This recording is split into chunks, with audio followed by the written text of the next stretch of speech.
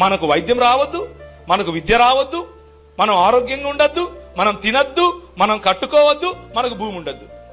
ఇది నాయన ఇంక్విజిషన్.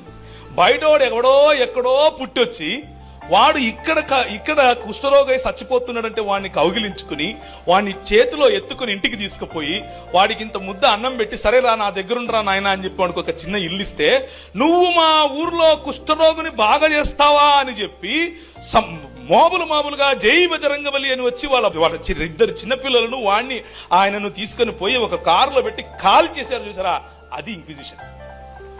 కుష్ఠరోగులకు వచ్చి సేవ చేస్తానంటే ఇంక్విజిషన్ అవుతుందా?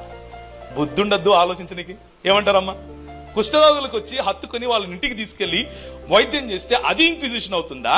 లేకపోతే నువ్వు మా కుష్ఠరోగులకు వచ్చి మేమున్నాం ఇక్కడ, వాళ్ళ కర్మ వాళ్ళు అట్లే చావాలి, నువ్వెవడు వచ్చి చేయడానికి అని చెప్పి వాళ్ళని కాల్ చేస్తే అది ఇంక్విజిషన్.